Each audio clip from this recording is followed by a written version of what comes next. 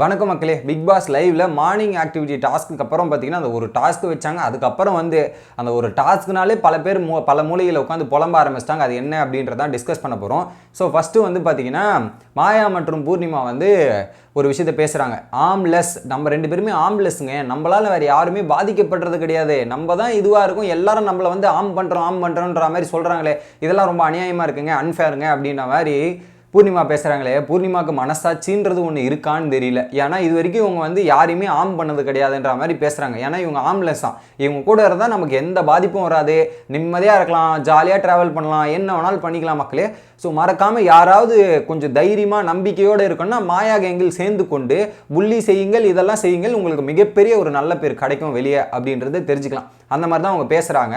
பண்ணுறதெல்லாம் வந்து அட்டூழியம். இதில் வேறு ஆம்லெஸ் தான், அவங்க ஆம்லெஸ் அப்படின்ற மாதிரி ஒரு விஷயம். அடுத்தது ரெண்டாவது என்னன்னு பார்த்தீங்கன்னா, இந்த வீட்டிலே ஒரு 4 ஸ்ட்ராங் பிளேயர் தான், இந்த கேமை விளையாடுறதே ஒரு 4 பேர் தான் இருக்காங்க. அந்த 4 பேரில் வந்து மாயா சொல்கிறாங்க, இதை 4 பேரில் வந்து பூர்ணிமா 1, நான் 1, 2 ஆச்சா, மிச்சம் 2 பேர் யாருன்றது நீங்களே கண்டுபிடிச்சிங்க அப்படின்ற மாதிரி பூர்ணிமாக்கு சொல்லியிருக்காங்க.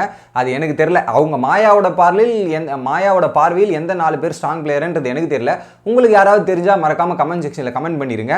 இது ஒரு விஷயம். மூணாவதாக ஒரு விஷயத்த சொல்கிறாங்க. என்ன அப்படின்றது பார்த்தீங்கன்னா, ஸோ மாயாவோட எதிரி யார் அப்படின்றத மாயாவே ஓப்பனாக சொல்கிறாங்க. அதுக்கு பூர்ணிமா கிட்ட கேட்கும்போது பூர்ணிமாவோட எதிரி யாருன்னே சொல்ல முடியல. பட் மாயாவோட எதிரியை வந்து தெளிவாக புரிஞ்சாங்க. நம்மளோட பலத்தை தெரிஞ்சு வச்சிருக்கானா, நம்ம என்ன பண்ண போகிறோன்னு முன்னாடியே தெரிஞ்சு வச்சிருக்கானா, அவன் தானே நம்மளோட எனிமி, அப்போ என்னோட எனிமி பூர்ணிமா தான் அப்படின்ற மாதிரி மாயா டேரெக்டாக பூர்ணிமா பார்த்து சொல்கிறாங்க. ஆமாங்க, நான் என்ன பண்ண போகிறேன்றதை நீங்கள் முன்னாடியே யோசிச்சிடுறீங்க, அதை யோசிச்சு வச்சுருங்க, அப்போ நீங்கள் தானே லாஜிக்காக என்னோட எனிமையாக இருக்கும் அப்படின்ற மாதிரி ஓப்பனாக சொல்கிறாங்க. இந்த ஒரு கான்ட்ரவர்சி வந்தால் நல்லா இருக்குமே, பூர்ணிமா மற்றும் மாயா சண்டை வந்தால் வேறு லெவலான வைப்பும் வேறு லெவலாக இது இருக்குமே அப்படின்ற மாதிரி எனக்கு தோணுது. மிக விரைவில் பிக் பாஸ் கேட்டிருப்பீங்க, பார்த்து எதனா கொளுத்தி போட்டு சம்பவத்தை செஞ்சு விட்டுருங்க, அப்போ தான் இன்ட்ரெஸ்டிங்காக இருக்கும். ஓகேங்களா? அடுத்தது மணிச்சந்திரா மற்றும் ரவீனாக்கு இடையே ஒரு discussion.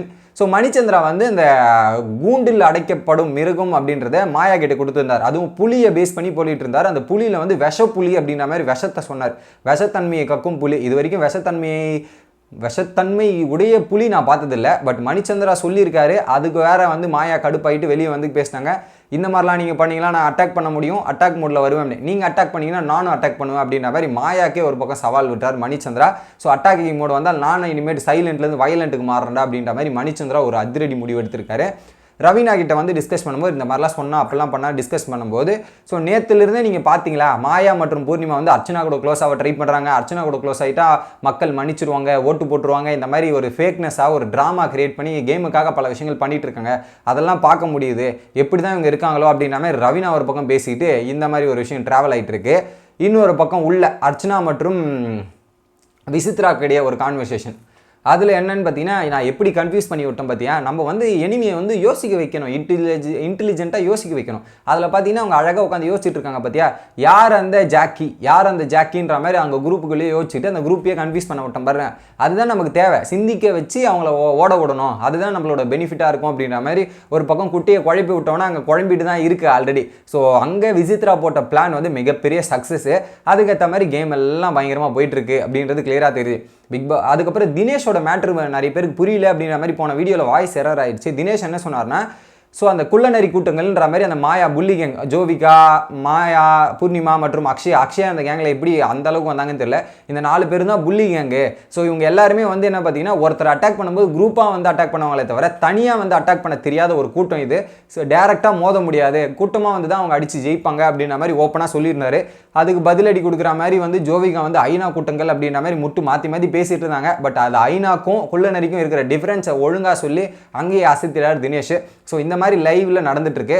Big pass morning activity டாஸ்கே இந்த மாதிரி ஃபயராக கொடுத்தீங்க. இந்த ஒரு ஃபயர்லேயே வந்து எல்லாரும் வந்து வேற மாதிரி யோசிச்சுட்டு அப்படியே புலம்பிட்டு இருக்காங்க. இந்த மாதிரி ஒரு சம்பவத்தை செஞ்சு விடுங்க, ஒரு பயங்கரமான கான்ட்ரவர்சி கிரியேட் பண்ணி விடுங்க. பார்க்கறதுக்கே 2 நாள் லைவ் போராக இருக்கு, எதனா ஒன்று பண்ணுங்க பிக் பாஸ் அப்படின்ற மாதிரி தான் எனக்கு தோணுது மக்களே.